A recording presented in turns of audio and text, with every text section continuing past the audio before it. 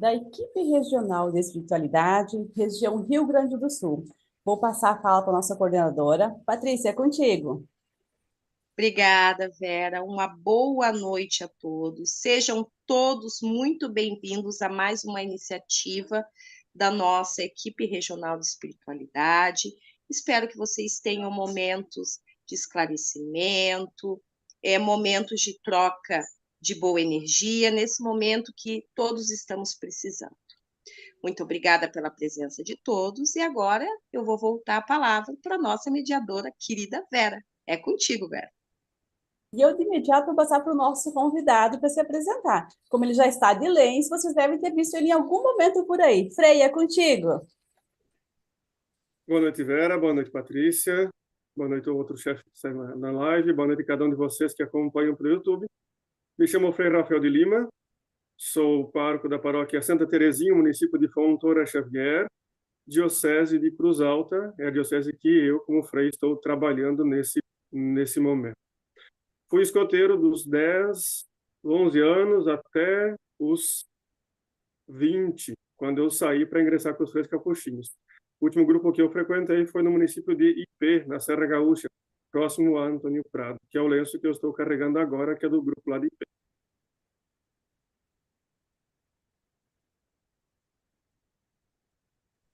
E eu já vou contar que já fiz um convite para o Frei e logo a gente vai estar trocando de lenço. Sim. Frei, então a nossa fala hoje é sobre o catolicismo. No primeiro momento, vamos conversar sobre o líder religioso. Consegue falar para a gente um pouquinho da hierarquia, como funciona? Sim. O atual chefe da Igreja Católica é o Papa Francisco. Foi eleito em 2013 para 2014, né? É o chefe da Igreja Católica, o Papa Francisco. Esse é o chefe para o mundo inteiro, digamos assim. A Igreja Católica tem uma estrutura hierárquica que remonta lá desde muito da origem e um pouco das reformas, né, que a Igreja foi tendo no decorrer dos anos para poder ser governada melhor. Logo que Jesus sabe que vai passar desse mundo de volta para seu Pai, ele sabe que tem que deixar alguém à frente e líderes para ir conduzindo. Daí ele escolheu os 12 apóstolos, ele os ensinou mais de perto, né? Se nós lemos os evangelhos, vamos ver que Jesus explicava as parábolas para o povo, e com os apóstolos à parte, na casa onde eles estavam, ele explicava melhor as parábolas, para que eles compreendessem melhor, porque era nesse sentido de preparar eles para estar na frente quando ele não mais estivesse. Segundo nos narra São Mateus, no seu evangelho, Jesus escolhe São Pedro, né, às margens do Mar da Galileia, como o líder da Igreja Católica. Tu és Pedro, e sobre esta pedra edificarei a minha igreja, construirei a minha igreja. Então, Pedro é esse líder, né, primeiro. E depois, como ele morre em Roma, né, ele morre em Roma, ele e São Paulo, como São Pedro, que era o líder, morre em Roma, os sucessores dele em Roma passam a ser os líderes da igreja, né, porque é lá que o primeiro, né, líder depois de Cristo morreu. E assim foi sucessivamente, sempre eleito, né, ele sempre foi escolhido. Isso, a fórmula foi mudando com o tempo. Hoje são os cardeais que escolhem o Papa. Desde o século XIV, século XV, são os cardeais elegem o Papa. Mas o Papa é o líder. E ele tem cardeais, bispos que vão nos ajudar a conduzir a igreja. Os cardeais são aqueles mais próximos a ele, aqui os purpurados, os de roupa vermelha que aparecem na televisão. Esses ajudam o Papa no governo da igreja, né, bem de perto, da igreja do mundo inteiro. E os bispos, cada um em sua diocese, vai ajudando o Papa na condução dessa pequena parte do rebanho, né, que é toda a igreja. Então, cada diocese tem um bispo, né, que vai conduzindo ali e que esse se une ao Papa, como diz o Papa Francisco, já na sua eleição, né, este colegiado dos bispos. Todos são bispos. Ele é bispo de Roma e cada um em sua diocese. Mas ele é o líder porque é o bispo da diocese de Roma. Então, um pouco essa é a hierarquia da igreja, um pouco como a igreja é governada, assim, de uma forma breve. E claro que os bispos em suas dioceses vão ter os padres, que é como o meu caso, que somos, como os bispos sempre nos lembram, fiéis colaboradores dos bispos, para guiar, conduzir o povo de Deus. Por quê? Porque isso aparece e é preciso que vá se multiplicando, não ter um só.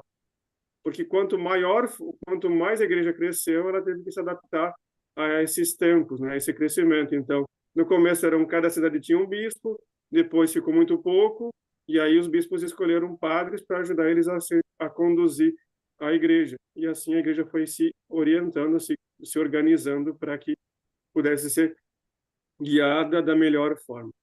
Então, o líder maior é o Papa, cada diocese tem um bispo diocesano, e em Roma o Papa também é auxiliado por cardeais que têm sua diocese e que auxiliam o Papa também, né, no governo da igreja em Roma. Acho que Peraí, no Rio Grande do Sul nós temos, então, várias dioceses, vários bispos. E isso cardeais, qual que é a hierarquia para cardeal? É por estado? É por uma amplitude maior? é uma amplitude maior. Como o cardeal, eu expliquei que ele ajuda o Papa no governo da igreja em Roma, então ele é alguém que o Papa confia, né? Certo. Então é o Papa quem nomeia. Ele vai nomear uma vez ou duas por ano, né? O Papa Francisco não é de uma vez por ano os cardeais, porque alguns vão ficando velhos, idosos, né? 70, 80 anos, 85, né? Vão ficando idosos e não conseguem mais auxiliar ele lá em Roma como poderiam. Então se escolhe novos. Alguns moram em Roma, outros permanecem nas suas dioceses. No Brasil nós temos cardeais em São Paulo, Rio de Janeiro, São Paulo, Rio de Janeiro, Bahia, né, a Diocese de Salvador, a primeira do Brasil, Manaus. Ativos são esses que governam, né, as suas dioceses, pelo que eu me lembro de cabeça. Depois temos eméritos, aqueles que já não são mais bispos, mas ainda permanecem com o título de cardeal, que é como o caso de Aparecida do Norte, o cardeal Damasceno, né? E São Paulo e Rio com seus cardeais eméritos, que já não governam a igreja de Rio e São Paulo, mas que têm o título cardinalício. Mas o bispo é escolhido pelo Papa também, mas só para aquela diocese. E o cardeal, o Papa escolhe para que auxilie, algumas vezes em pontos específicos, ou para que seja alguém que vá ajudar, né, na condução da igreja, ou dando sugestões, ou conversando, ou dialogando, mas é alguém próximo do Papa, que vai auxiliar ele, né, nessa condução da Diocese de Roma e do mundo inteiro. Consegui esclarecer, chefe? Obrigado. Obrigado. Tem alguns símbolos sagrados que são só da religião católica. Esses símbolos, quais seriam os mais importantes que tem, assim, que é só da religião católica mesmo? Algo que nos diferencia mesmo dos que usam a cruz, a nossa cruz tem sempre Cristo crucificado, né? Então, esse é um dos maiores símbolos da igreja, né? Não a cruz vazia, mas a cruz com Cristo crucificado. Para nos recordar que é pelo sacrifício de Cristo na cruz que nós alcançamos a salvação, né? Deus, né, Jesus sendo Filho de Deus, sendo Deus, com Deus, né, se sacrifica por nós, para nos levar à salvação. É também para nos lembrar o caminho de humildade, né? Deus, como vai dizer São Paulo, sendo Deus, se faz homem, se rebaixa a si mesmo, de São Paulo, né, numa de suas cartas. Se rebaixa a si mesmo. Então, a cruz com Cristo nos lembra o sacrifício que nos levou novamente ao céu e o caminho que todos nós devemos trilhar, né? Jesus disse: quem quiser vir depois de mim, tome sua cruz e me siga, né? Mas a cruz não é um dos primeiros símbolos da igreja, mas é aquele que hoje, né, a cruz com o Cristo crucificado, é onde nós, né, sempre nos representam. O primeiro símbolo da igreja, um dos primeiros, é o peixe e o pelicano, né? Se vemos algumas vezes nas igrejas, catedrais, quando tem os vitrais, algumas trazem um pelicano rompendo o peito, né, e alimentando com o sangue os seus filhos, né? Nesse sentido de doação, né? A doação, Cristo se doa de si mesmo para nós, né? Lembrando, aí lembra a Eucaristia, né? Comer do corpo de Cristo, né? Dar de si mesmo, né? Então o pelicano é um dos primeiros símbolos. E o peixe, porque peixe em grego se escreve ictus, que em português seria Jesus de Deus, Filho Salvador. Ou seja, a casa lá, durante as perseguições, que tivesse o peixe, né, mesmo na sua forma mais simples, né, aquele desenho bem infantil, né, só o risco embaixo, em cima, mesmo sendo assim, já se sabia, né, vendo aquele símbolo do peixe, né, as duas linhas que se cruzam, né, no rabo, se sabia que ali morava um cristão, porque a palavra do grego, como eu disse, né, ictus, Jesus e Deus, Filho e Salvador, já era a profissão de fé. Mesmo sem o Império Romano saber, né, os cristãos entre si já se identificavam. Então, esses são os nossos dois primeiros símbolos. E, como eu disse, hoje o que mais nos representa é, sem dúvida, a, a cruz com Cristo crucificado. E, é claro, também as devoções à Nossa Senhora. Né? Nós temos diversos símbolos marianos e muitas vezes outros, mas que são um pouco mais específicos para quem frequenta o catolicismo. O símbolo maior hoje é, repito, a cruz com Cristo crucificado, e os símbolos primeiros, como eu disse, que depois a cruz vai tomando o corpo, o pelicano e o peixe, mas hoje o símbolo maior é a cruz de Cristo. E também porque muitas igrejas, se a gente entrar nas igrejas católicas, elas são em símbolo de cruz, elas são em forma de cruz. A igreja é feita muitas vezes em forma de cruz, muitas delas, principalmente as mais antigas. Ali já está a profissão de fé, ali já se sabe que aquela não é qualquer templo religioso, é um templo da Igreja Católica. E aí as outras religiões, né, que vêm depois, reformas da Igreja Católica, foram pegando a cruz e dando as suas características. Né? E a Igreja Ortodoxa tem uma cruz um pouco diferente, mas que tem o seu sentido também. Mas nós católicos apostólicos romanos, né, é a cruz, e muitas vezes ela é com Cristo crucificado, quase nunca vazia. Né?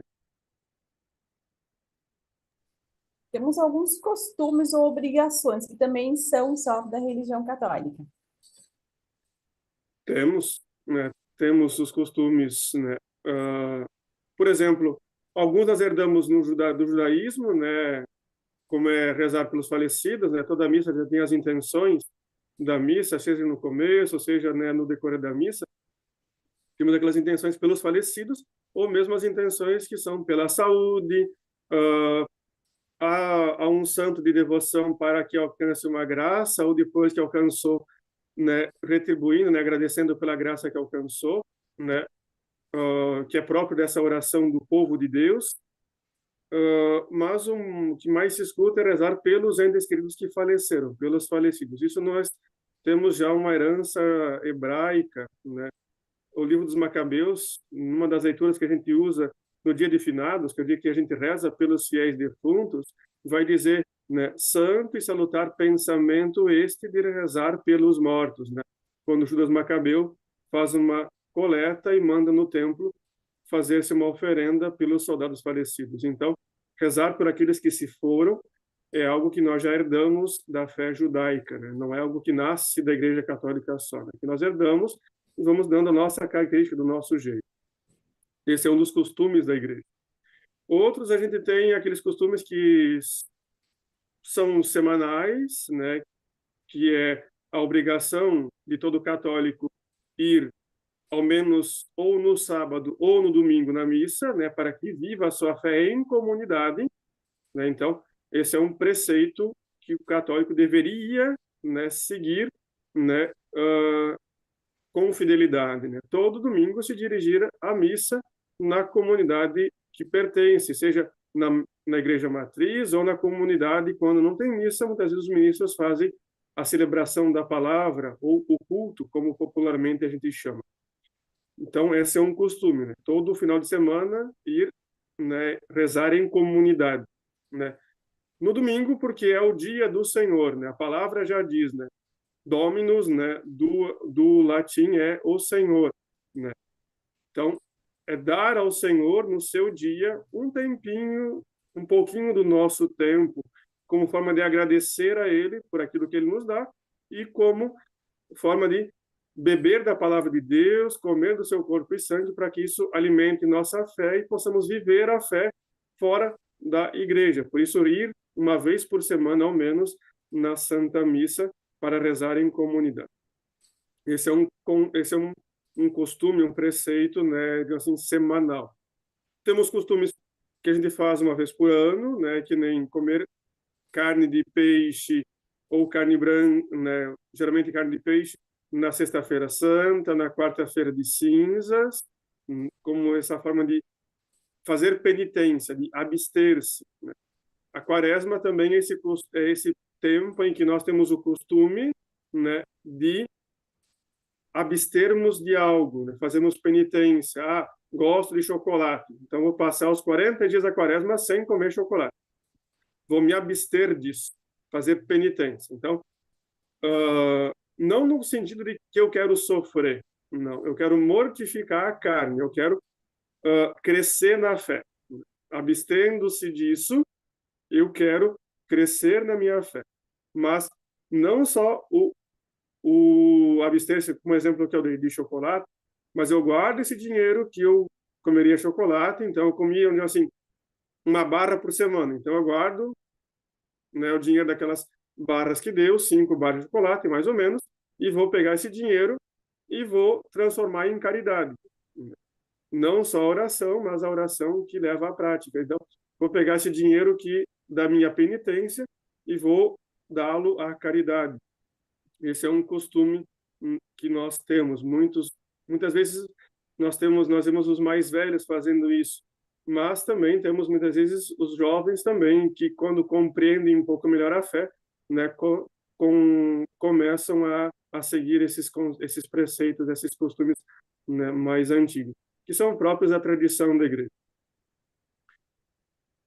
Os outros costumes são algo que são próprios da fé, né? A celebração da missa, o costume de fazer o sinal da cruz, né? Temos muitas vezes os costumes da fé de cada etnia, né? Os portugueses têm o costume de sempre pedir a bênção, né, antes de deitar, e quando se vem o padrinho, a madrinha, ou mesmo na missa, quando o padre chega, ou quando, né, ele chega na missa e o padre está, muitas vezes as crianças são recomendadas que peçam a bênção, né? Então, muitas vezes a gente vai nas capelas do interior aqui em Fontoura e as crianças vêm, né, com as mãos juntas, bênção seu padre, né?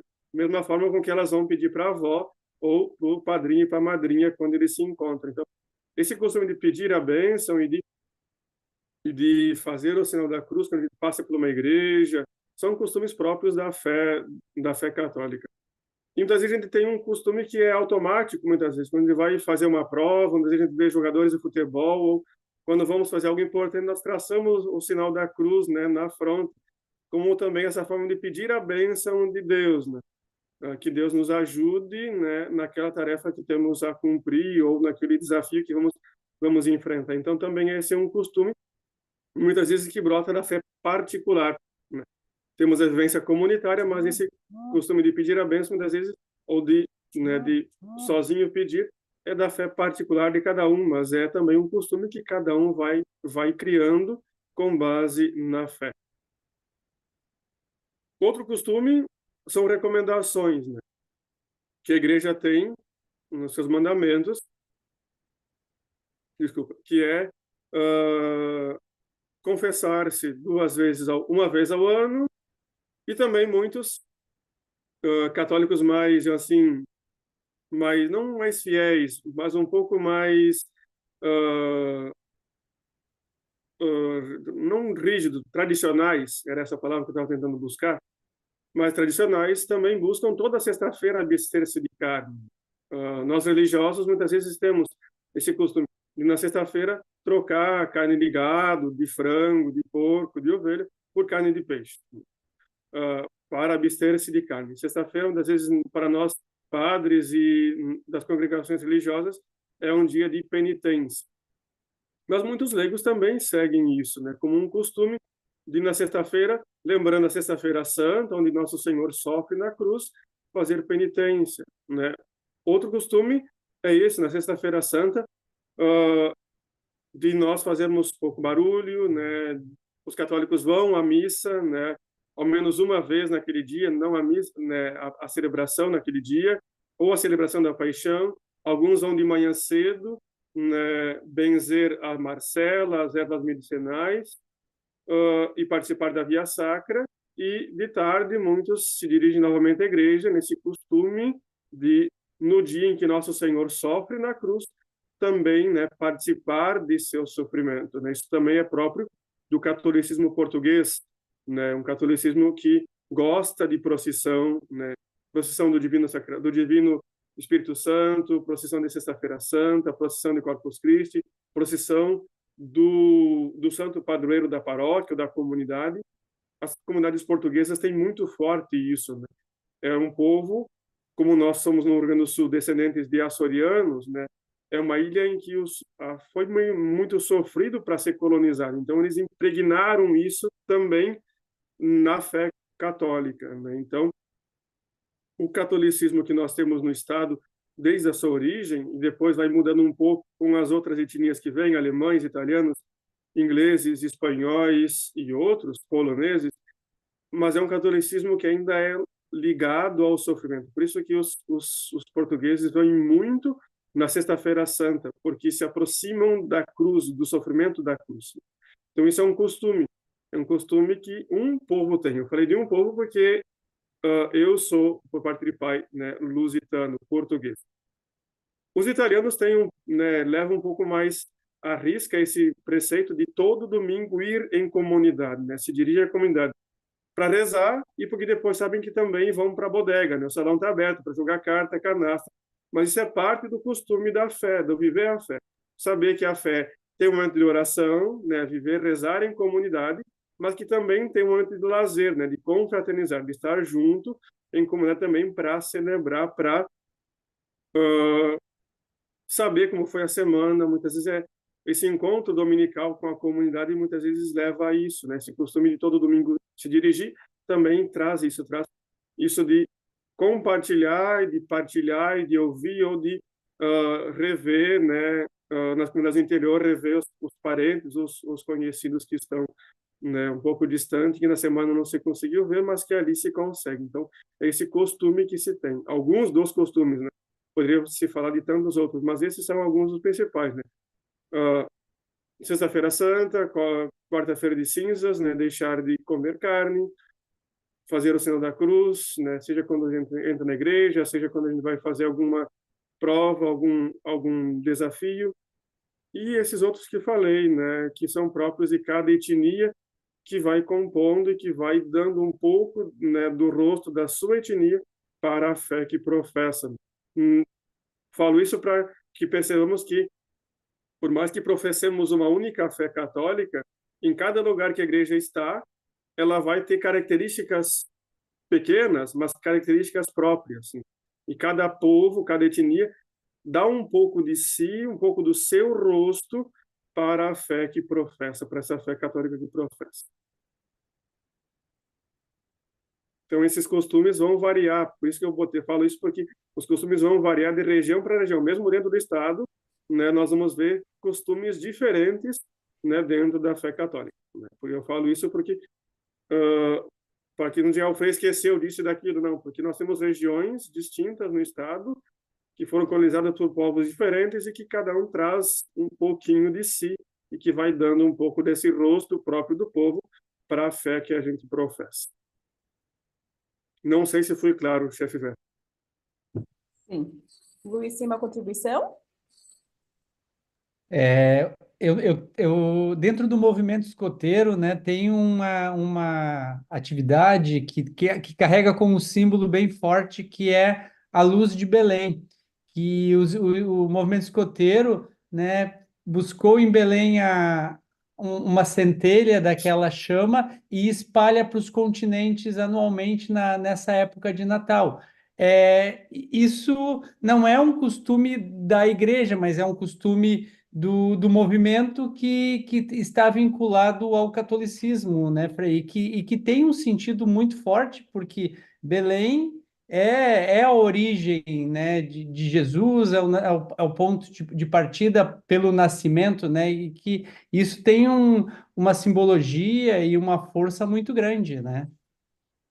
Sim, né? A luz de Belém provavelmente é baseada, né, na estrela que guia os Reis Magos, né? A estrela cadente que guia os Reis Magos a caminho de Belém, e depois vai guiar eles de volta para suas casas, longe de Herodes, né?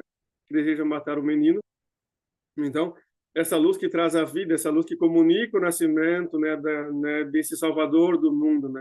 Então, né, isso se baseia, né, nessa luz, né, que vem, né, de Cristo, né? Que para nós católicos, quando a gente entra na igreja e tem a vela sempre acesa no altar no dia de missa, é pouco para lembrar isso, né? Lembrar a luz de Cristo, que Cristo é essa luz que ilumina. Na celebração do sábado de Aleluia, quem é católico e vai, percebe que a igreja começa a celebração com a igreja toda apagada, toda no escuro, sem luz nenhuma acesa, né? E começa-se lá fora a acender uma pequena fogueira, né, que vai iluminar um pouco, depois se acende o círio pascal, aquela vela grande, né, que daí dela se acende as outras, aí vai se iluminando todo o corpo da igreja, como se muito para lembrar isso, que nós devemos levar aos outros essa luz de Cristo que nós encontramos, né? Para não ficar só para nós, né? Cristo é essa luz que ilumina o mundo, que clareia mesmo a noite escura, né? E que, quando nós acendemos a nossa vela lá no Círio Pascal, né, que representa ali o Cristo, nós devemos também não só acender, né, mas levar aos outros, né, esta luz que é Cristo, né? Seja por ações, seja por palavras, seja por exemplos, né, mas levar aos outros, né? Para que a fé não fique só no rezar, né, mas seja também transformada em ação, né? Creio que um pouco o movimento se inspira, né, nessas questões, nesses pequenos símbolos, para fazer, né, desses um costume seu, né, e basear-se nisso para criar um costume seu baseado na fé católica. Mas sim, Cristo é a luz, né? Cristo é um desses símbolos para nós, é a luz que ilumina, né? A luz que clareia. Obrigado. Tem algumas solenidades que são só da Igreja Católica, assim, ou são mais fortes na Igreja Católica. Temos uma que é só da Igreja Católica, é a celebração de Corpus Christi, que nós tivemos no último dia 30 de maio. Então, isso é só da Igreja Católica. Celebrar publicamente a fé no corpo de Cristo, né, isso já vem o nome Corpus Christi, né, o corpo de Cristo, é mostrar ao mundo inteiro que nós cremos que aquilo lá que no altar o padre consagra, pão e vinho, não é mais pão e vinho, é corpo e sangue de Cristo. Então, sair nas ruas com o ostensório, aquele objeto que o padre tem nas mãos, né, envolto no véu, e que dentro tem, né, aquela partícula branca, né, que ali não é mais uma partícula, ali já é a Eucaristia, já é o corpo de Cristo.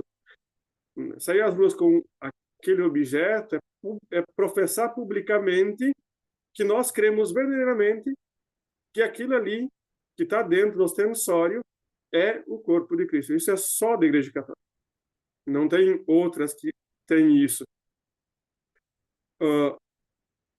A devoção a Nossa Senhora, a celebrar Nossa Senhora, é próprio da Igreja Católica. É claro, o islamismo vai ter um pouco Maria, mas não celebra. Celebrar Nossa Senhora, lembrar Maria, mãe do Filho de Deus, é próprio da Igreja Católica, né? E é um dos primeiros dogmas da Igreja, lá do princípio, né? Maria, mãe do Filho de Deus. Então, Nossa Senhora tem para nós essa especial veneração, né? Como mãe do Salvador, como aquela primeira discípula, né? Que lá desde quando ele é criança vai aprendendo dele, né? Então, Maria é essa primeira discípula que para nós recebe essa veneração especial. E que a gente vê celebrar Nossa Senhora só na Igreja Católica, seja ela em muitas de suas aparições, né? Outras festas, como a Páscoa, nós herdamos da fé hebraica, a data da Páscoa, né? A primeira lua cheia do hemisfério norte no solstício de primavera, né? Então, isso é herança hebraica. E a partir da Páscoa que se pega 40 dias antes e se marca a quarta-feira de cinzas. Na quarta-feira de cinzas, celebrar o começo do tempo quaresmal em preparação à Páscoa, é próprio da Igreja Católica. E aí o mundo, a sociedade, com o tempo, foi criando o carnaval, né? Temos que tirar essa dúvida que se tem, ou essa ilusão que a gente tem, que acha que se marca primeiro o carnaval e depois a Páscoa. Não, é o contrário, né? Primeiro a ser marcado no calendário é a Páscoa.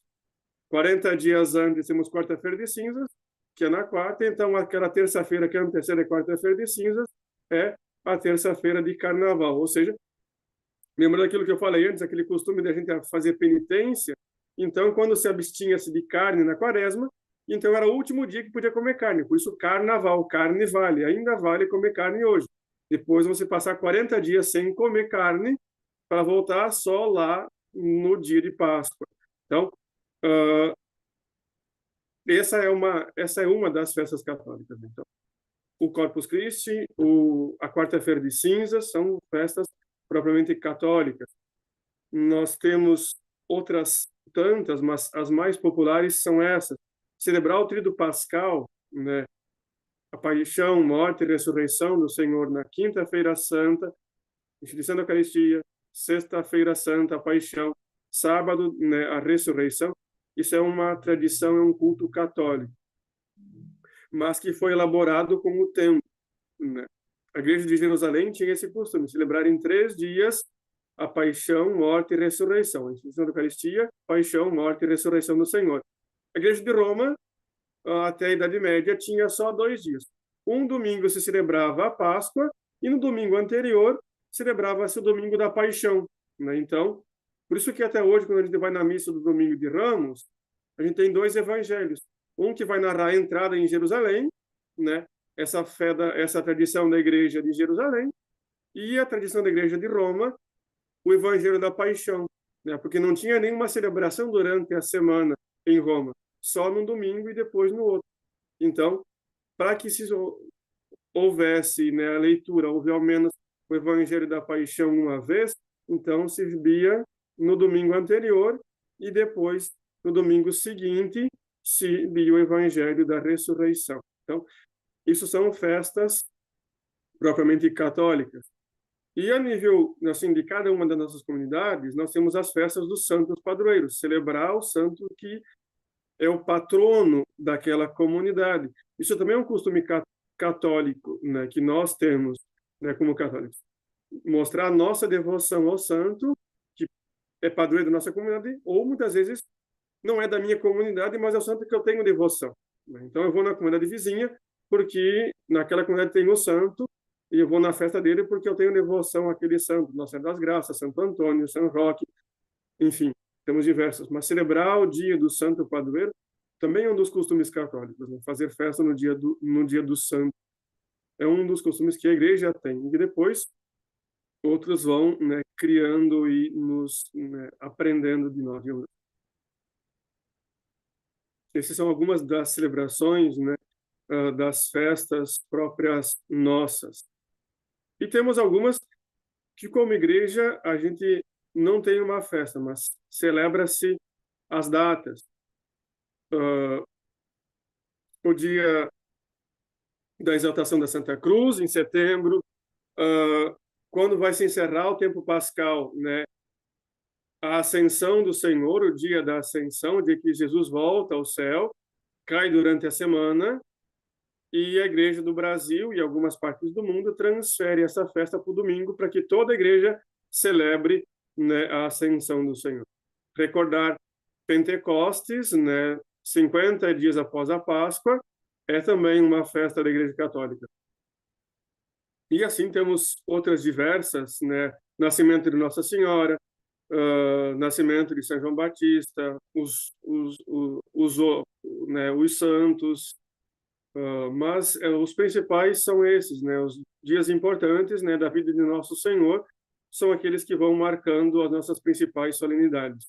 E foi crescendo com o tempo aquele primeiro que eu recordei, Corpus Christi, né? Celebrar publicamente o corpo de Cristo é uma festa própria da Igreja Católica e que está ligada, né, à fé, né, da igreja, né, ligada a Cristo.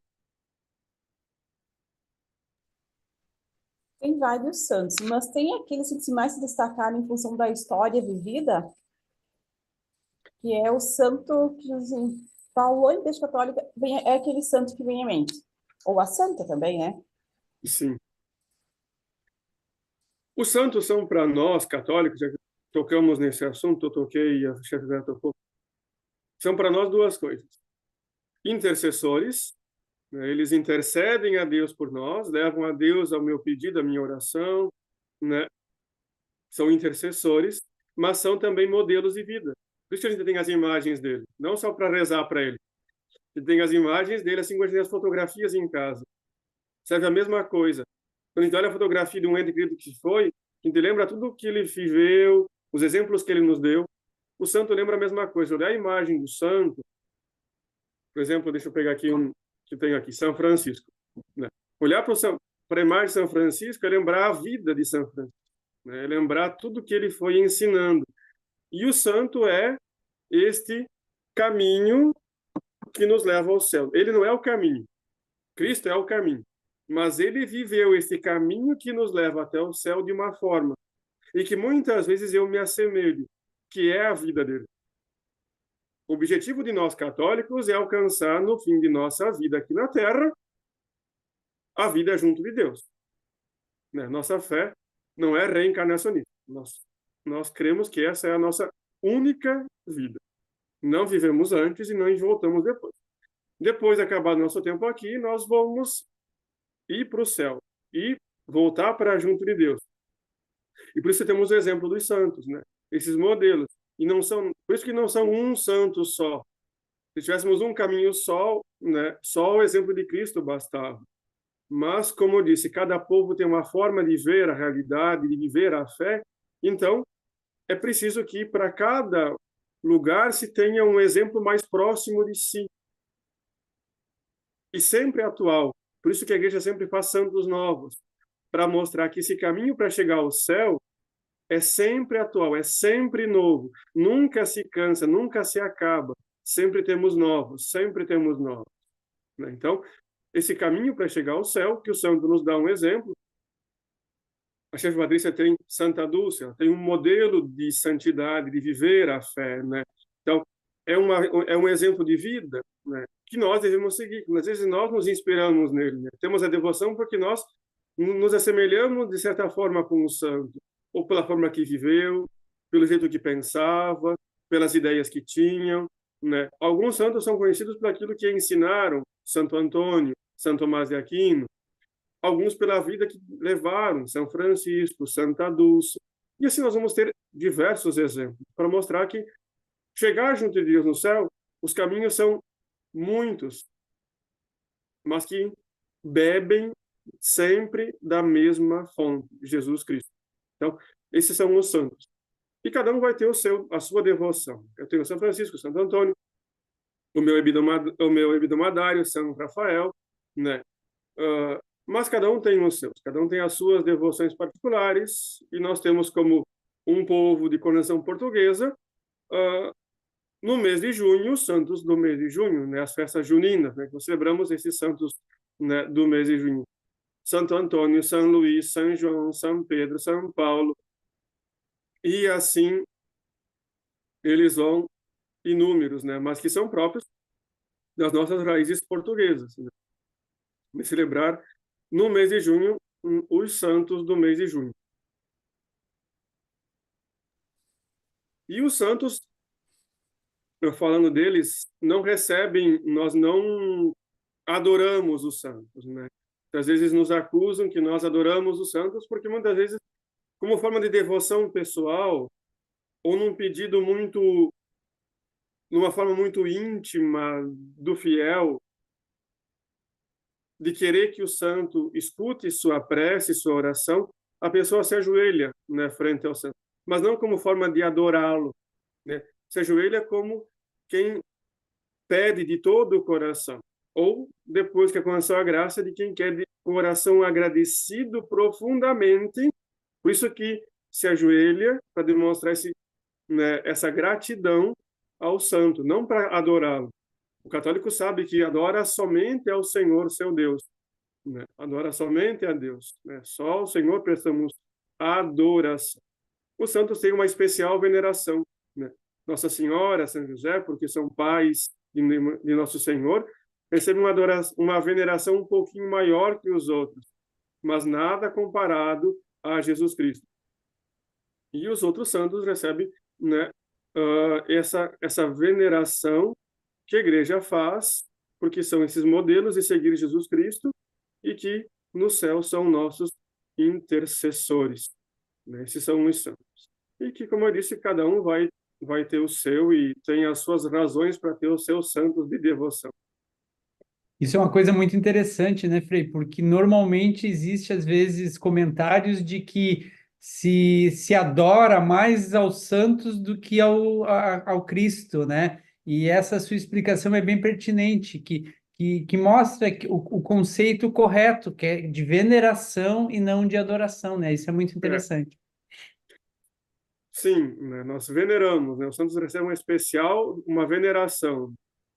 E o católico sabe que na missa ele se ajoelha, ele dobra os joelhos na Eucaristia, porque ali ele reconhece a presença do Senhor, né? Ele adora, né, o Senhor, o seu Deus. Os outros, como eu disse, o fiel, o leigo vai se ajoelhar como uma forma muito íntima, mas muito espontânea, né? Essa é a palavra que eu estava tentando buscar, né? Muito espontânea, né? Desse reconhecimento pela graça que alcançou do pedir, né? Lá espontaneamente, lá dentro, né? De querer que aquele santo interceda para ele alcançar a cura, para ele passar na prova, para ele, né? Enfim, né? As nossas preces são muitas, né? Mas é muito para isso. E quando a gente olha, muitas vezes é claro, quando a gente está dentro da igreja, a gente sabe. Mas quem olha de fora e não compreende, acha que a gente está adorando. Não, a gente não está adorando. Então, às vezes, para a gente não falar bobagem, né, então a gente não deveria acusar sem saber primeiro, né? Então, o recomendado sempre, ainda mais no mundo de hoje, a gente consegue ter informações, né? Se a gente botar na internet o culto dos santos, lá vai ter a explicação.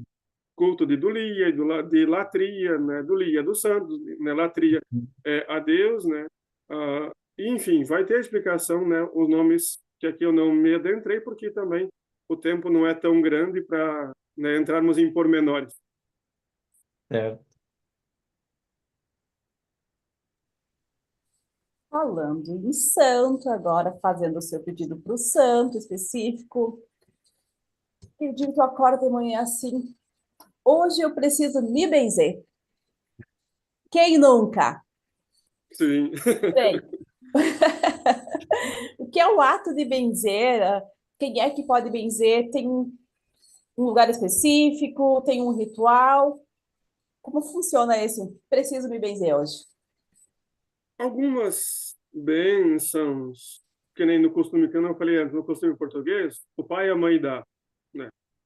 E nós temos um costume, antes de falar da explicação um pouco da palavra bênção, né, desse bem dizer, nós temos um costume também no Brasil, no Rio Grande do Sul principalmente, de um tempo do catolicismo no século XIX, em que tínhamos poucos padres, né?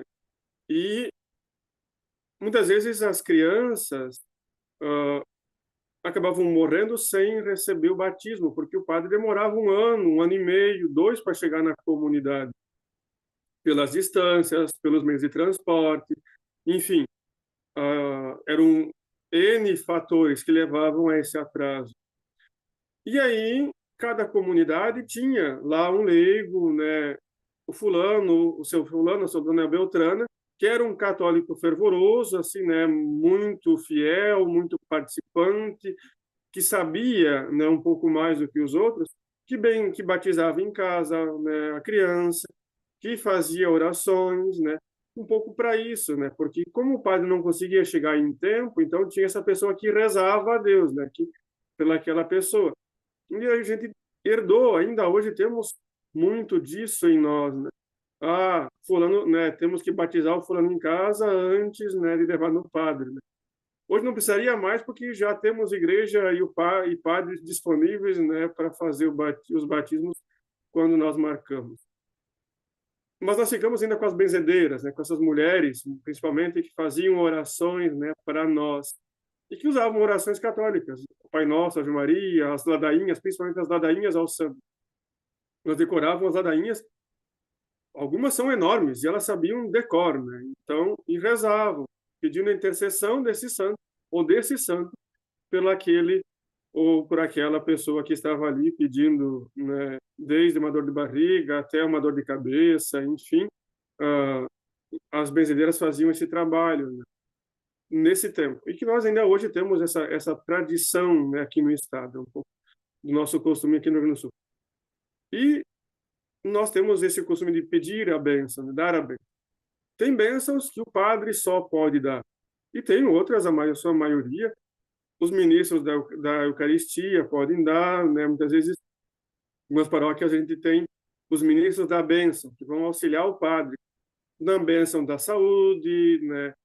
A benzer os objetos, o terço, o escapulário, as imagens do santo de devoção, mesmo as casas, algumas vezes, muitas vezes os leigos também abençoam, quando a gente faz os mutirões, digamos assim, a paróquia vai completar 100 anos, ou teve, que nem quando morava em Canoas, 300 anos da aparição de Nossa Senhora Aparecida. Então, na paróquia, nós visitamos todas as famílias, todas as casas.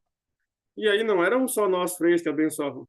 Vários leigos e leigas também, né, abençoavam as casas. Né? Cada equipe escolhia um, né, da sua equipe, dos 3 ou 4, e esse fazia oração e, com a água benta, aspergia a residência. Então, muitas vezes, a gente não precisa só o padre, né? A gente, claro, acha que o padre, porque conhece um pouco melhor da fé, porque deve ter uma vida de oração, né, um pouco melhor do que a dos leigos. Então, assim, na linguagem do povo, é mais perto de Deus, né? A sua oração, a sua bênção vai ser um pouquinho mais forte, né?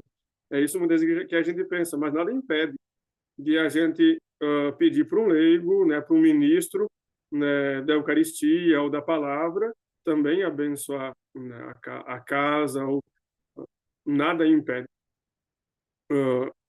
E é esse costume de querer que o Senhor abençoe para que a vida vá melhor, para que eu alcance a cura da saúde,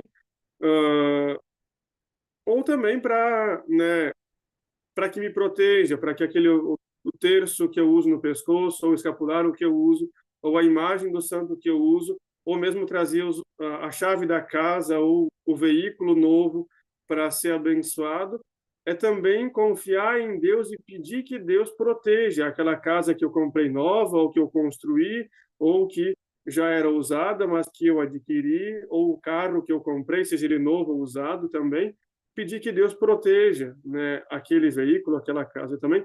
É esse sinal de entregar nas mãos de Deus aquele objeto que a gente comprou, para que Deus, né, nos proteja, né, nos abençoe, né, e nos livre dos perigos e males. Também, muitas vezes, temos esse pensamento, ou a gente escuta como padre, a gente escuta tudo isso, né, quando as pessoas vêm a nós buscar e pedir as bênçãos.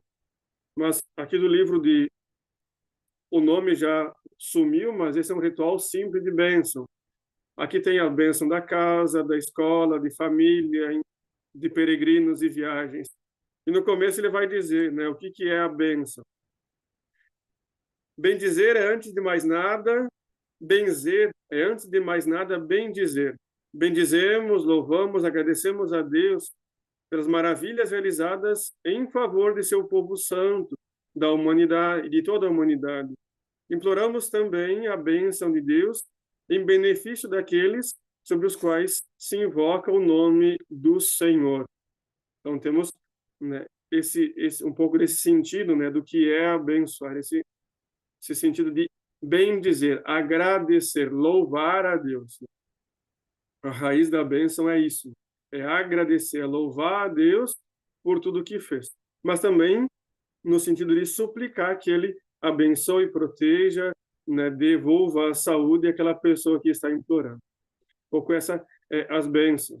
E cada um dos rituais da igreja, nós temos no fim dele a bênção específica para aquele, né? A bênção de fim da missa, a bênção do fim da unção dos enfermos, a bênção no fim do sacramento do batismo, enfim, a cada ritual, rito da igreja, nós temos a bênção. Mesmo nas exéquias, no sepultamento de alguém, no fim nós temos a bênção não só ao falecido, mas também a todos os que estão ali reunidos. Então, é esse sentido de pedir que Deus abençoe aqueles que participaram e um novo catecúmeno, no caso do batismo, ou aquele que fiel que partiu desta vida para junto do Pai, para que ele faça o caminho, né, da melhor forma, por isso que também se abençoe.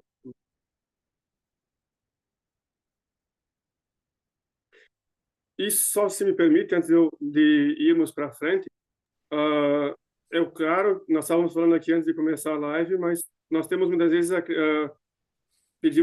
escutamos padres e leigos, né, quando rezam o terço, dizer que ele bota o copo d'água na frente da televisão ou do rádio e vai abençoar. Não é bem assim que funciona, né?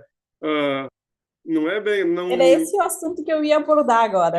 Não é bem assim que funciona. A gente que a bênção, o melhor e o recomendado vamos ao padre da paróquia mais perto, pedimos que ele abençoe a água para a gente levar para casa, para benzer, para consumir, né?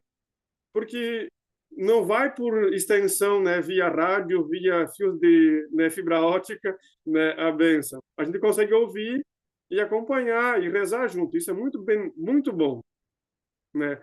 Isso é muito bom, né, que nós tenhamos meios de continuar ou de rezar, né? Mas o benzer a água, principalmente a gente pede para benzer a água, não é muito assim que funcionaria, e também não é muito isso que a igreja recomenda, né, a nós. Sempre lá os bispos nos chamam a atenção para que a gente evite fazer isso, né, porque não é o certo, a gente está induzindo o povo ao erro, né. Então, a gente tem hoje meios, padres em quase todas as cidades. Então, a gente consegue ir no padre e pedir, padre, o senhor trouxe 2 garrafas d'água que o senhor pode abençoar, porque eu quero, né, abençoar a casa, abençoar o galinheiro, abençoar as criações. O padre vai abençoar sem sombra de dúvida, né? Então, a gente pode, como a gente vai pedir para benzer um objeto, a gente também pode ir lá, uma garrafinha d'água, e pedir que o padre abençoe. E você vai levar para casa a água benta. E se é para consumir, né, também, né, seja ela água benta por aquilo que for. Mas o recomendado é que a gente não abençoe via internet, via, né, os objetos. Pelo menos essa é a recomendação atual, né, que nós muitas vezes recebemos. Patrícia e Luiz, alguma colocação?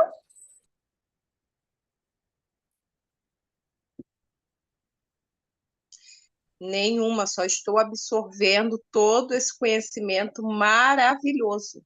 Quanta informação, né, Patrícia? E coisas importantes que a gente vivencia e às vezes a gente não entende o porquê. E aqui está ficando muito esclarecedor, Frei, porque tá vindo naturalmente e fazendo com que a gente entenda muita coisa que já se viveu e que se percebe dentro do catolicismo. Muito bom, muito obrigado. É verdade mesmo, Luiz. Toda a simbologia que até agora foi explicada, os momentos importantes para o catolicismo, são coisas que muitas vezes não nos damos conta da importância, né? E a partir de agora, teremos mais respeito por esses momentos. Obrigada, viu? Obrigada, Frei. De nada. Mas é o que eu digo muitas vezes para os leigos aqui na paróquia, né? A gente consegue viver melhor a fé se a gente conhecer ela. E se defender dela também quando a gente conhece ela, né? Então,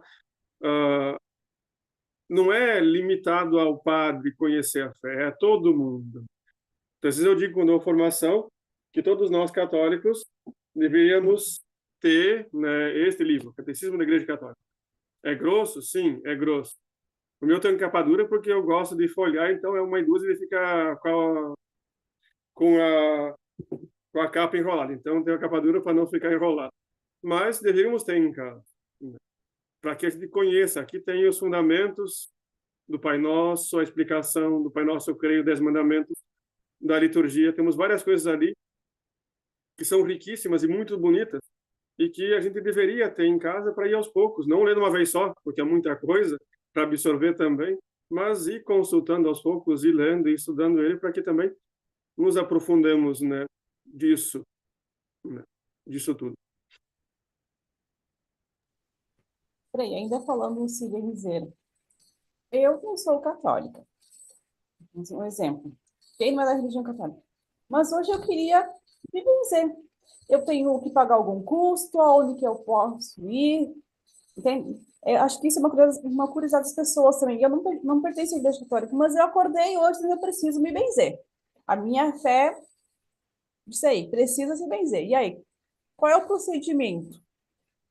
Muitas vezes a gente tem, porque a gente guarda a herança de casa. Os exemplos de casa são fortes, né? Eu falo sempre na catequese, quando tenho missa com os catequizandos e com os pais, né? Aquilo que João Paulo II vai dizer numa de suas encíclicas, numa de suas cartas. Melhor do que rezar para a família, é rezar em família. Então, aquilo lá, quando a gente era criança, que rezava no colo da mãe, do pai, vai ficando. Ou a gente escutava o avô e a avó falar, eu vou me benzer. Fulana, você tá mal, vai lá no padre se benzer.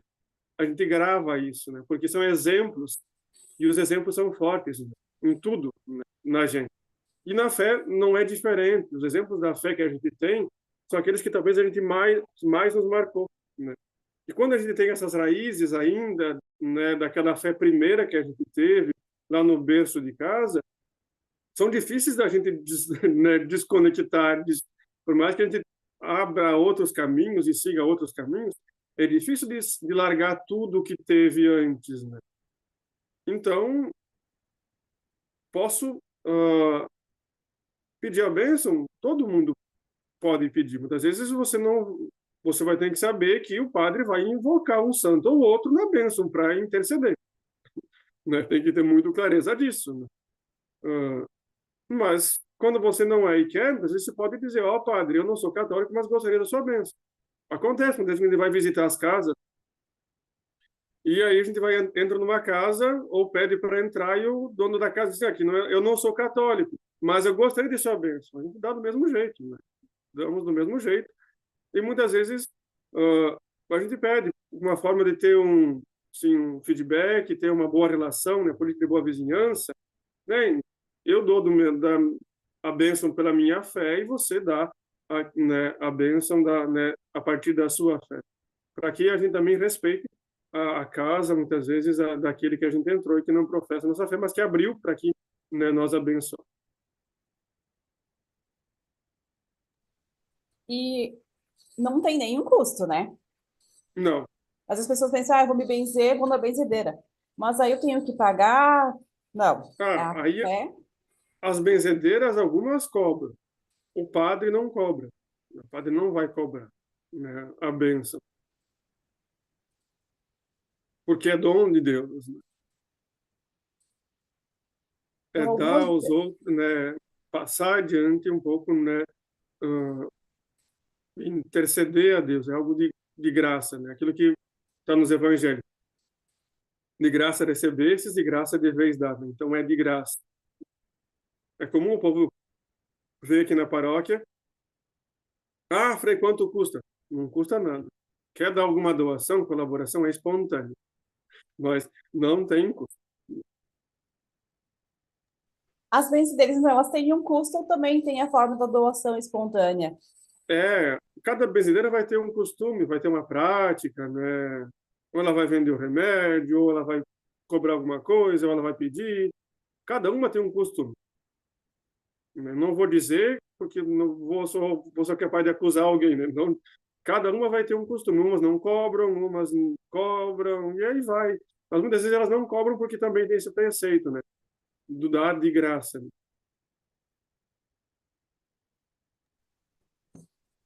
Eu acho que eu já vou aproveitar agora, sim. Não estamos indo para o final ainda, a gente tem muito mais. E vou pedir a bênção, né, gente? O que vocês acham, Patrícia e Luiz? Show, Para show, vamos todos. lá. Vamos aproveitar esse momento, vamos pedir para garantir a bênção. Isso aí. O Senhor esteja convosco, Ele está no meio de nós. Abençoe-vos o Deus Todo-Poderoso, rico em amor e misericórdia. Cada um e cada um de vocês que, através desta live, nos acompanhe. Em nome do Pai, do Filho e do Espírito Santo. Amém.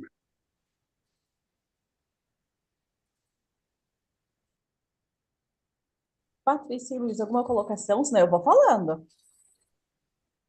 Vamos lá, puxa lá, Vera. A Igreja Católica tem todo ano, ela tem um tema, né? Esses temas, como são escolhidos? Qual é o tema de 2024? A campanha da fraternidade, Isso. isso é uma prática da Igreja do Brasil, que remonta a 60 anos atrás, né, quando Dom Helder Câmara, esse grande bispo que o Brasil teve, né, foi presidente da CNBB. Mas não só ele, isso nasce um pouco né, vai nascendo lá no Nordeste, né, nas dioceses lá do Nordeste.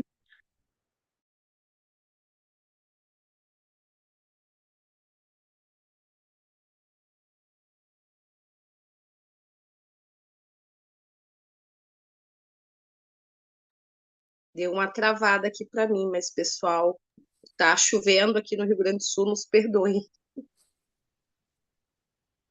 Que para mim também tá um pouquinho lento, né? Aguardamos.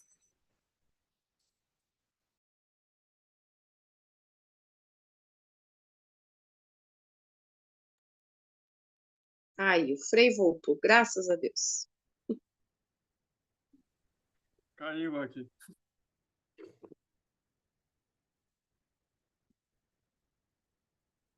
Pode seguir, Frei. Tá contigo. Posso seguir? Então, é pegar um tema, né, que nem esse ano, fraternidade e amizade social. Vós sois todos irmãos, era o lema. Irmãos e irmãs, né, foi acrescentado ao texto bíblico escolhido, né, irmãs, para ser um pouco mais inclusivo. Mas se pega um tema, isso nasce, né, a campanha tem mais de 50 anos, a campanha da fraternidade, e se pega um tema e se vai trabalhando. Para quê? Para que se entenda melhor, né? Geralmente é um tema ligado ao tempo que se está vivendo. Então, esse ano, por que é fraternidade e amizade social? Porque do tempo que a gente está vivendo, as nossas amizades muitas vezes são muito mais virtuais do que reais. Muitas vezes pode acontecer isso, né? Que elas sejam muito mais virtuais do que reais. Mas é como nós enfrentamos essa realidade virtual, né? No mundo virtual é fácil. Por exemplo, eu não vou com a ideia do fulano, eu vou lá no meu Facebook, Instagram e excluo ele, não é mais meu amigo. A igreja pegou esse tema esse ano para lembrar que assim não é na vida real. Ouvido, Na vida deletado, real, a gente bloqueado. não pode excluir o fulano porque pensa diferente. Temos que aprender a dialogar, escutar a ideia do outro, entender que ele pense diferente, que pensar diferente é benéfico, é bom para a sociedade e que isso deve ser respeitado. O respeito sempre, né? Então, o tema desse ano buscava muito trabalhar a partir disso, né? Que a gente não pode usar as mesmas regras do mundo virtual para o mundo real, que é o que está acontecendo muito nos nossos dias, né? Eu não vou com a cara do fulano e eu excluo ele da minha vida. A vida da comunidade de fé, da igreja, não pode ser assim, não pode ser o clube do bolinha, onde vem só quem pensa igual.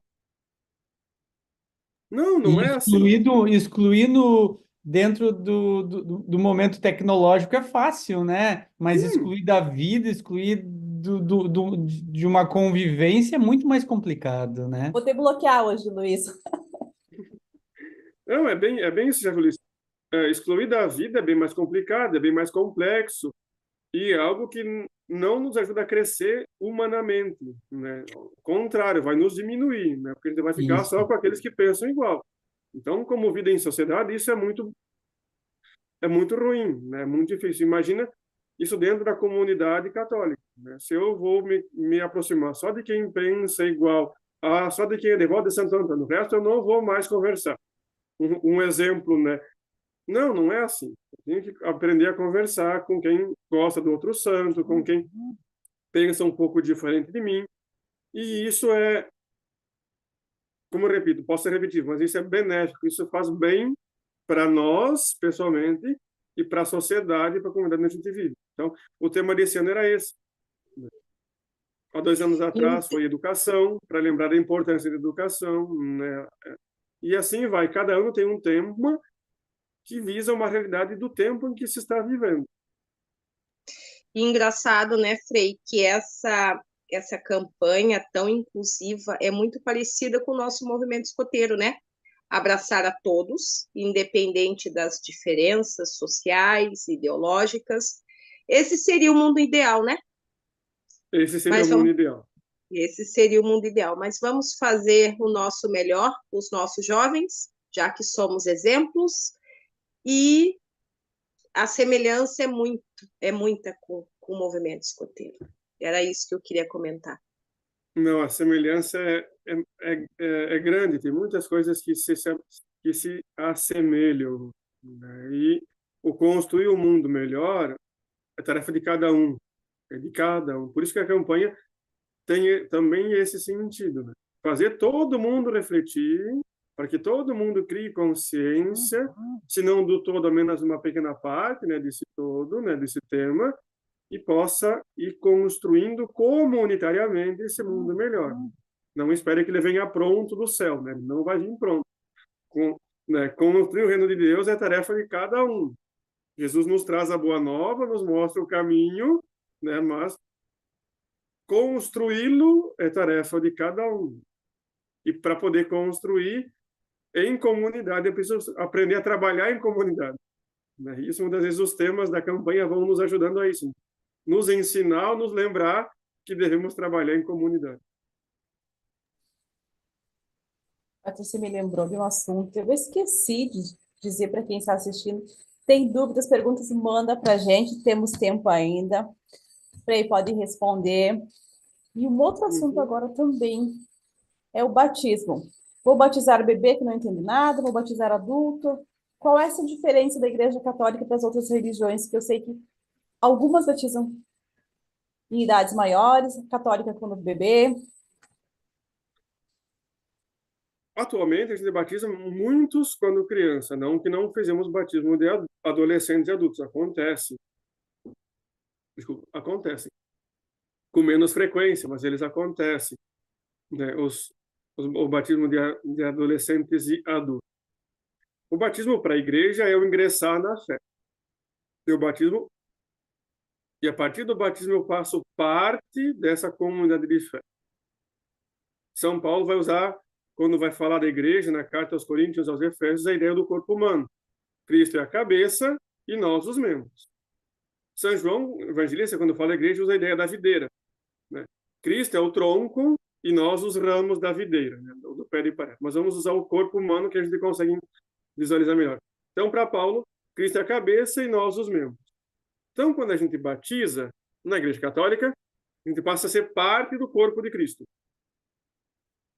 É o começo da caminhada de fé. É o começo. O batismo sozinho não nos leva à salvação. A gente confunde. Acha que estou batizado, estou salvo. Negativo. Não é assim que a banda toca. O batismo é o começo do processo de conversão e do processo de salvação pessoal, que vai ser vivido em comunidade. Por isso que o batismo é a porta de entrada para a vida em comunidade. Porque a partir do momento eu sou parte do corpo de Cristo. Então eu vivo, o meu caminho vai ser pessoal para chegar ao céu, mas é vivido em comunidade. É a comunidade que vai me acompanhar. E esse processo, como a gente batiza a criança, então a gente tem que ter aqueles que vão nos guiar na fé. Os pais e os padrinhos. Por isso que a igreja pede que os padrinhos, para batizar na Igreja Católica, tenham os 3 primeiros sacramentos: batismo, eucaristia e crisma. A crisma é a confirmação do batismo recebido. Então, o padrinho tem que ter o crisma, porque ele tem que saber por qual caminho ele vai conduzir o afilhado. A função do padrinho não é dar presente. Dar presente é parte do processo, né? Do querer bem o afilhado, mas não é o objetivo. O objetivo do padrinho é educar com os pais aquela criança, o seu afilhado, na fé católica, para que ele possa amadurecer e, no fim da vida, tendo vivido sua vida em comunidade, chegar ao céu. No começo da igreja, como quem entrava eram adultos, então se batizava adultos. Você olhar os relatos dos primeiros séculos, século I, II, III, enfim, os séculos primeiros da igreja, você batizava adultos. Mas conforme esses adultos foram crescendo, tendo filhos, também se começou a batizar crianças, até chegar a um ponto que se batiza muito mais crianças do que adultos, porque o número de conversão, o batismo de adultos é muitas vezes uma conversão, mudança de vida, né, mudança de religião, do que esses são muito menores do que aqueles que já estando no meio querem continuar a ser católicos. Algumas vezes os pais me dizem, eu espero minha filha crescer para que ela decida. Bom, a opção é tua, mas a gente não pode não dar orientações na fé. Não pode não dar orientação na fé. As nossas religiões, se bem entendidas e se bem vividas, e se não formos radicais, né, vão nos dar um caminho de vivência, de diálogo na sociedade, princípios que a gente vai ter. Essas são as nossas religiões, né? Cada um vai ter a sua, mas elas vão dar alguns dos princípios que a gente vai ter para a vida, né? Então, a criança que na igreja entra e que, de forma consciente, os pais e padrinhos assumem, vai ter um caminho melhor, né? Aqueles que fazem o batismo apenas para um ato social vão ser aqueles católicos turistas, que vão vir uma vez, 2, 3 anos depois vêm de volta, vêm quando precisa do padre, e que não vão seguir a fé. E que muitas vezes são esses que vão mudar de religião depois, que não praticaram a fé, porque não tiveram vínculos fortes com a profissão, com a fé que foram ingressados. Seja por meios pessoais, seja por, né, N fatores. Posso estar sendo um pouco mais rígido nesse momento, mas o batismo na Igreja Católica é entendido dessa forma, né? Porque não é um faz de conta, né? Muitas vezes nós parecemos ser um pouco mais rígidos, porque muitas vezes pais e padrinhos pensam que aquele ato que o padre está fazendo não faz de conta. É para tirar foto e para sair no retrato com os compadres. Não, não é assim. É um compromisso que se está assumindo. Então, se tem que levar a sério o compromisso assumido. Então, esse é o sentido do batismo. Não que esse batismo não tenha validade, né? Todo batismo, né, se seguido o rito, se feito conforme o ritual da igreja, e se o padre for católico, né, vai ser válido. Se for por um padre excomungado, como está acontecendo nos dias de hoje, ou por alunos de teologia que abandonaram o seminário e foram para, né, outras religiões, e aí eles fazem casamento, eles fazem batismo, mas eles não têm licença para isso, eles não têm, né, para fazer o casamento, eles não têm a ordenação para isso, para o batismo eles não têm a licença, né? Então isso não é válido, porque também não é só o batizar, nós católicos registramos, cada paróquia tem um livro de registro do batismo. Cada um dos que foram batizados em cada paróquia foi registrado. Então, é para demonstrar essa seriedade do batismo, que não é um ato qualquer. O batismo na Igreja Católica é registrado. Inclusive, né, Rafael de Lima Frei, foi batizado na Igreja Santo Antônio da Lagoa Vermelha no ano tal. Está lá.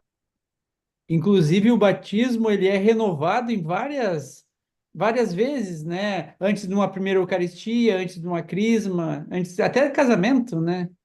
Uhum. A gente renova as promessas do batismo. A cada ano, no sábado de Aleluia, né? A gente renova as promessas batismais.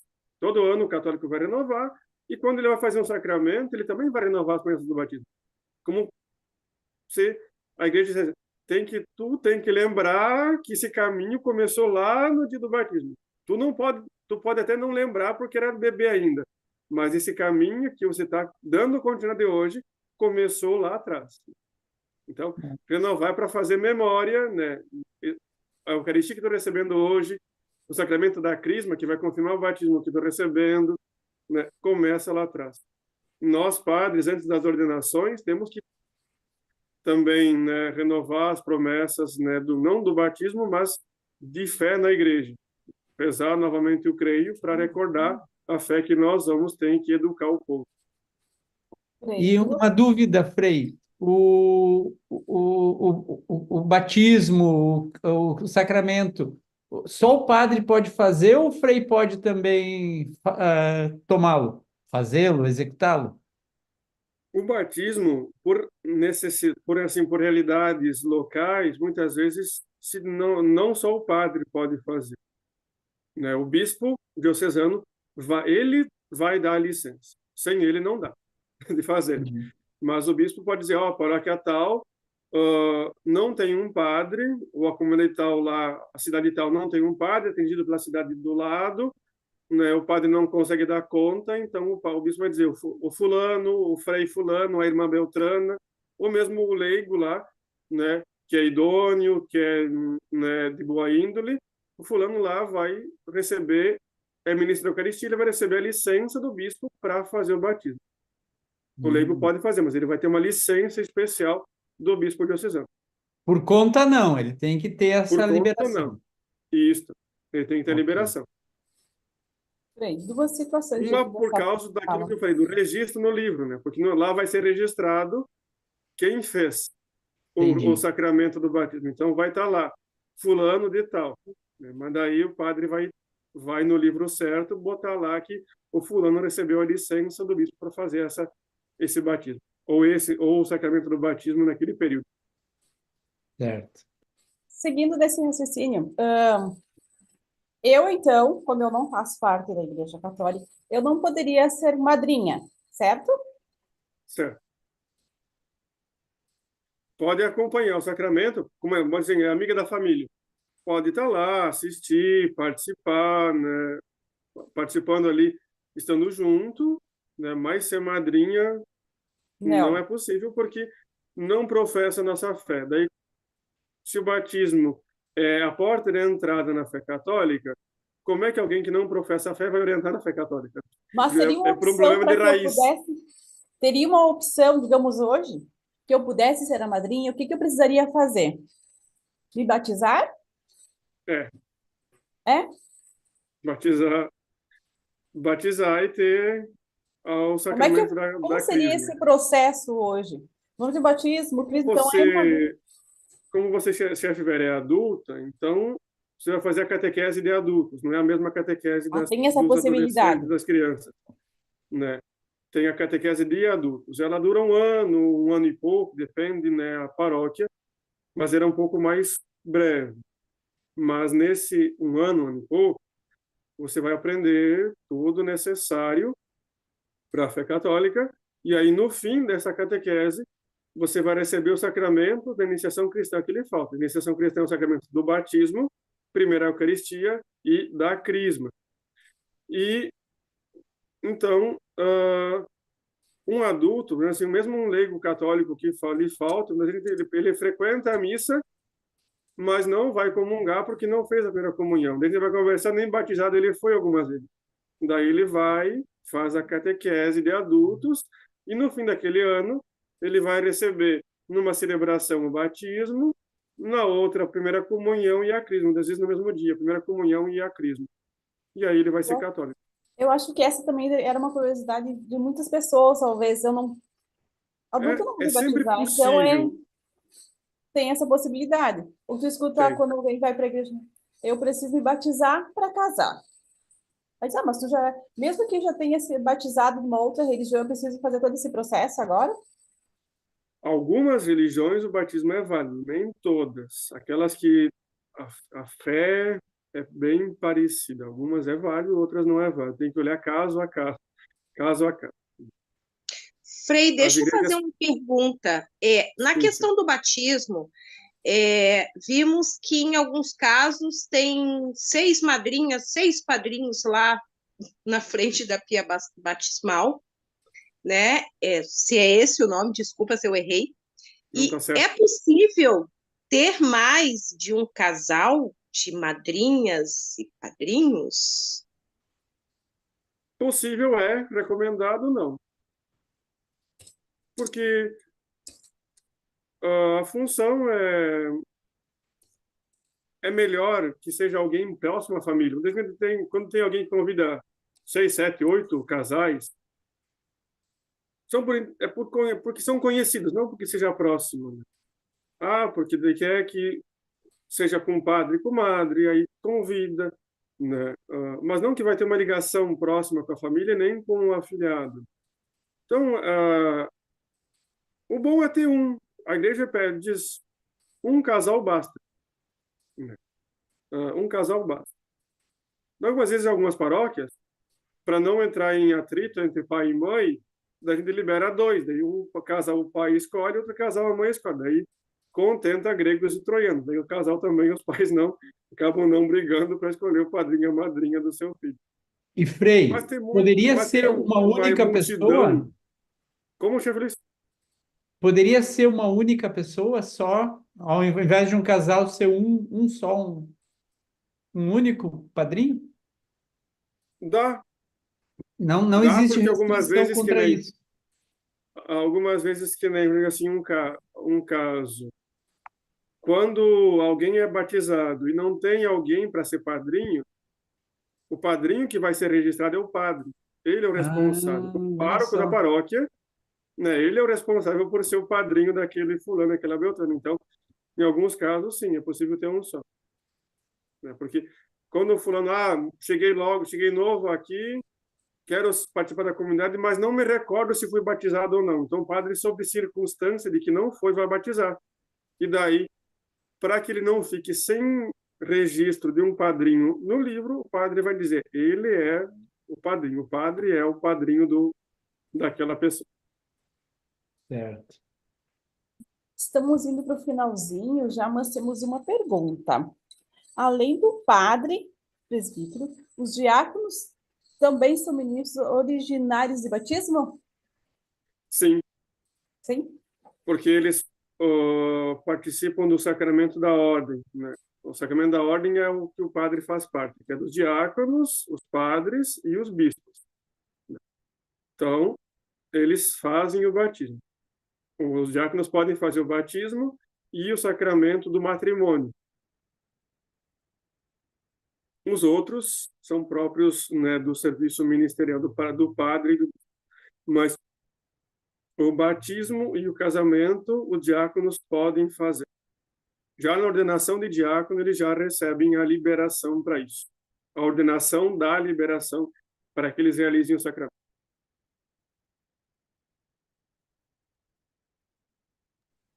Patrícia, Luiz, alguma coisa? Senão vamos finalizando.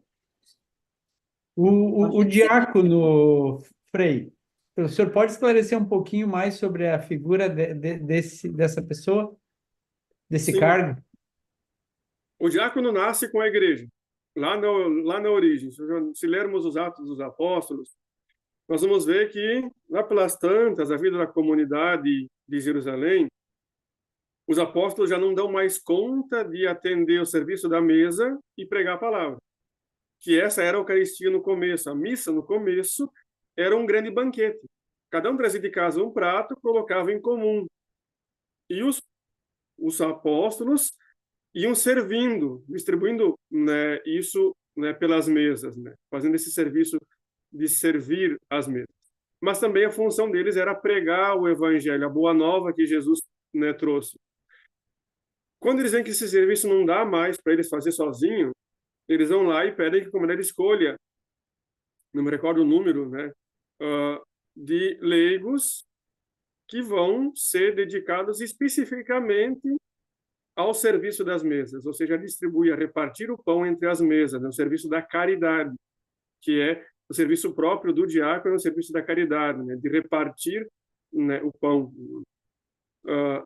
E ele nasce lá no princípio, então. E aí eles vão, com o decorrer da igreja, da evolução do cristianismo, eles vão ajudando a fazer aquilo que eles podem, né? O sacramento do batismo e o sacramento do matrimônio, que são as funções do diácono.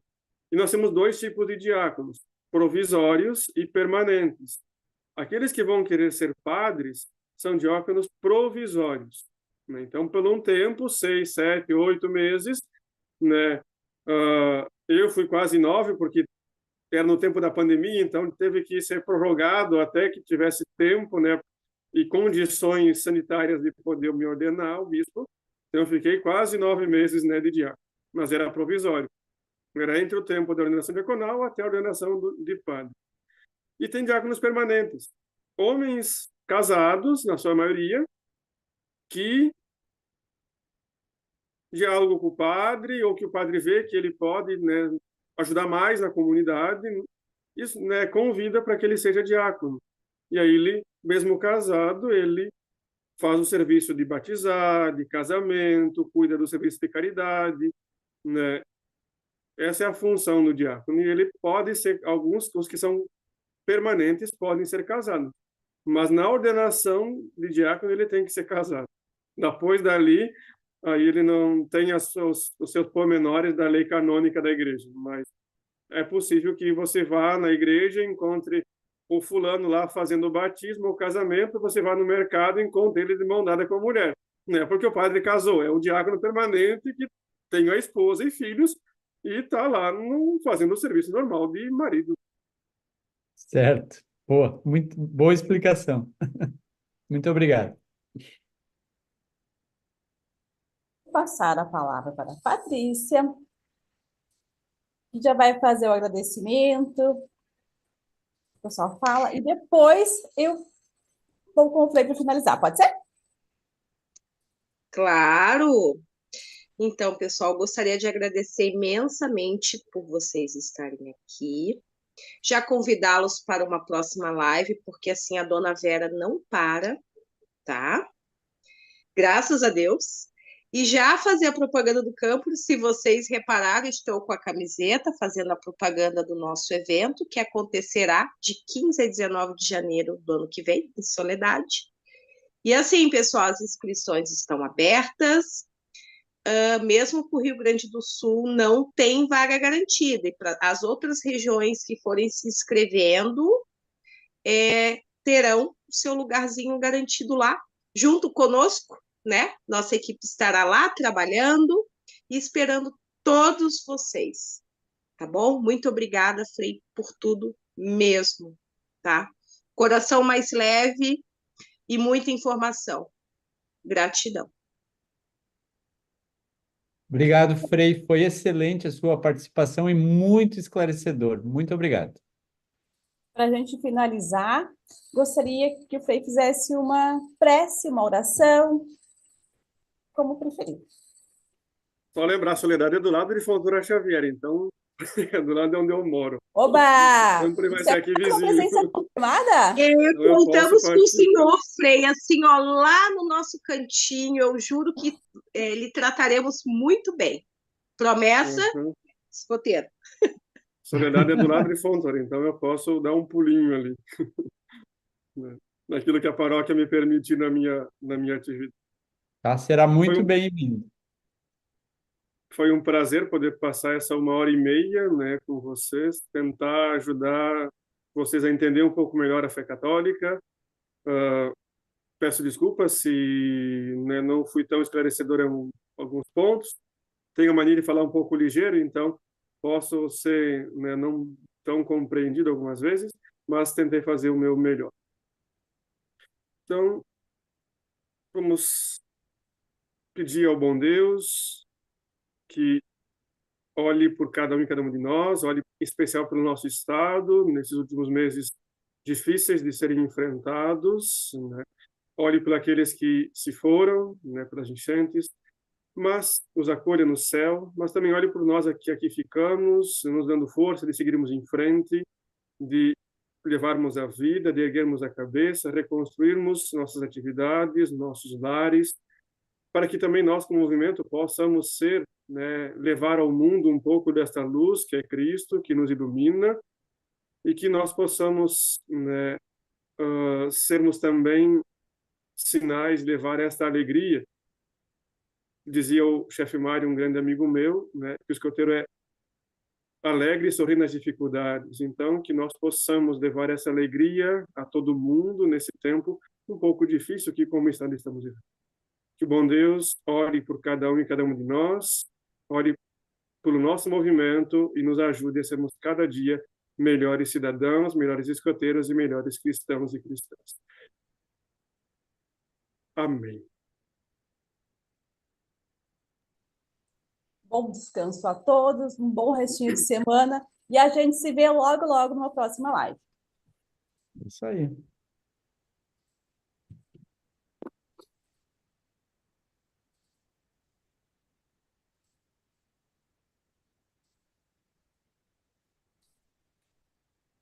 Oi, galera, transmissão encerrada.